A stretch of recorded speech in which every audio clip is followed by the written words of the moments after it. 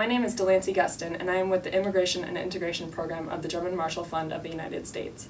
We've conducted a large public opinion study called Transatlantic Trends Immigration, which gauges perceptions and policy preferences for immigration and integration issues in North America and Europe. We do this survey in cooperation with our partners, the Bradley Foundation, the Companhia de São Paulo, the Borough Cadbury Trust, and the Fundación BBVA. In total, we surveyed 8 countries: the US, Canada, the United Kingdom, France, Germany, Italy, the Netherlands, and Spain. Since we conducted the survey first in 2008, we had the opportunity to examine public opinion before and after the crisis as it has affected attitudes on immigration. What we found is actually that the economic crisis did not affect attitudes very much, and only people whose economic situation, whose household economic situation has gotten worse in the past 12 months were slightly more worried about legal immigration. However, what we found in general is that people's public or political leanings have a much greater effect on how they feel about immigration issues in general.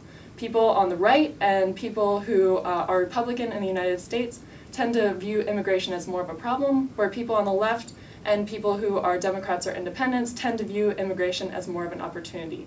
As you'll see in this graph, we've laid it out by political parties in the United States and by left-right divide in Europe, and seen how they answer the question, is immigration more of a problem or more of an opportunity for your country? In addition to perceptions about immigration, we also wanted to ask respondents in all 8 countries about their policy preferences for certain measures that can be taken to control legal and illegal immigration. In the United States, and in all countries in fact, we asked about all components that could be part of comprehensive immigration reform in the United States, which President Obama has promised in 2010.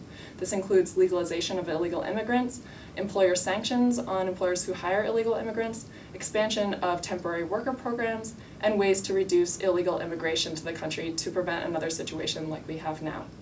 In Europe as well, we asked questions concerning a common EU immigration policy.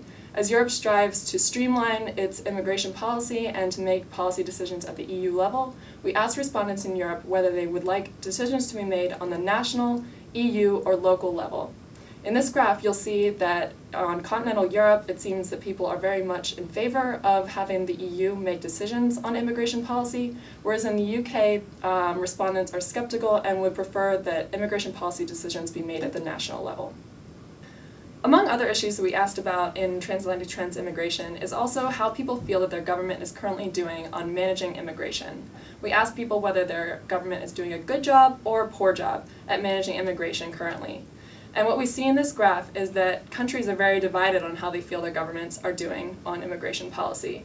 Germans, 71%, are satisfied with the way that their government is currently handling immigration, whereas you see other countries, including the United States, are dissatisfied with the way that the government is currently handling this issue. And as we see, the United States has a significant number of people who are dissatisfied, and this is a majority. And in fact, a majority across political parties, so Democrats, Republicans, and Independents, all have majorities saying that they are dissatisfied and think that their government is doing a poor job on immigration management.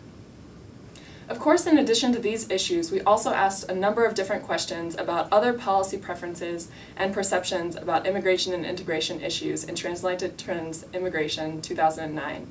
For more information, to see the whole key findings report and all of the top-line data, please go to transatlantictrends.org.